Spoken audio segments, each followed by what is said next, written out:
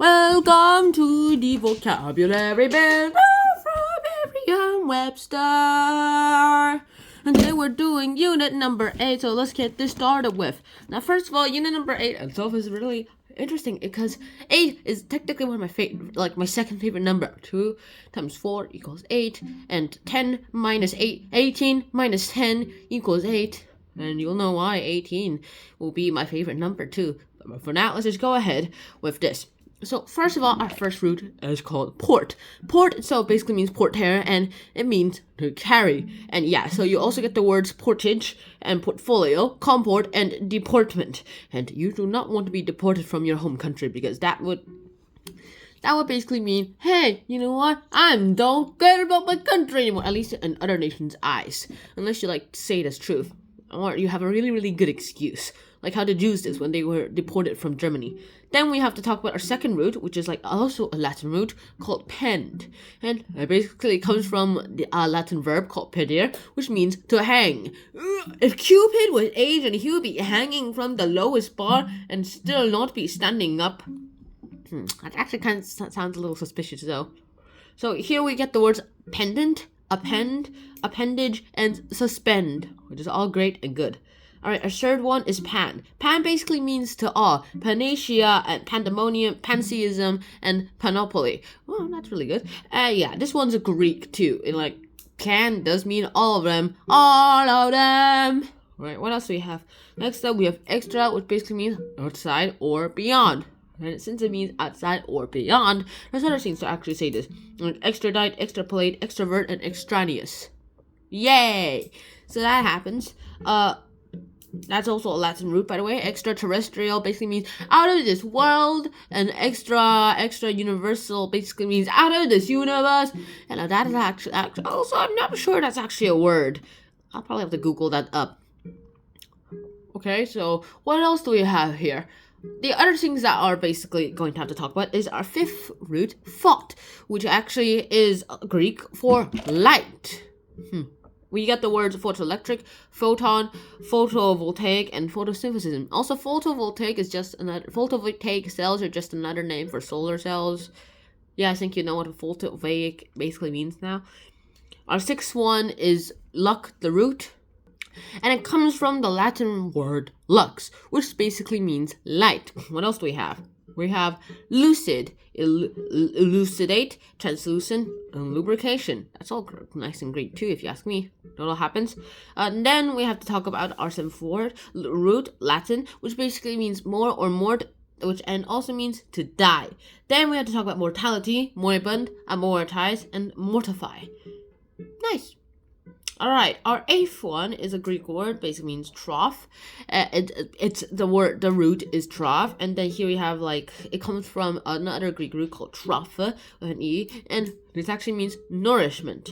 Then we have atrophy, hypertrophy, dystrophy, eutrophication, yeah, the whole bunch. Alright, then we have to talk about words from myths and history. So what words do we have from myths and history here? Here we have Aeolian harp, cynosure, laconic, mnemonic, also known as mnemonic, Platonic, Sapphic, and Socratic. Yeah, that's actually not gonna stick in your brain, sorry. Okay, so let me just explain each word separately for you. First of all, let's start off with Aeolian harp. This one's actually really interesting. It's basically just a harp, a stringed instrument, but it is played by the wind.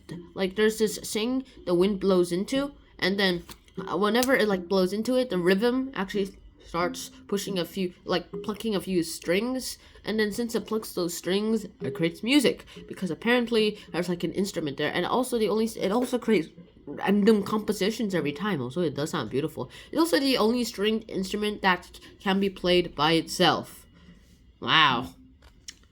Then we have cynosure. Cynosure basically means a guide. It also means a center of attention. Near a club's dance floor, a young rock star was hanging out the cynosure of a small crowd of admirers. Yikes. Then we have mnemonic, also known as mnemonic, which basically means having to do with memories, like acronyms or something that assists your memory.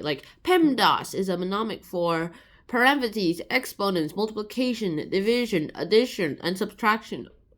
What else do we have? What else do we have? Oh, we also have like face for like for the in between lines notes of the treble clef on the piano or any other instrument like that one. Oh, we also have every good boy deserves fudge. E G D. Oh wait, every good A G B D F. E G B D F. And also all cows eat grass for A C E G. Yeah. See where I'm going with this? Alright. Next we have to talk about Platonic. Platonic basically means you're like relating to the philosopher Plato or his teachings. Yeah. And then we have to talk about involving a literal close relationship from which romance, and the X are absent, of course.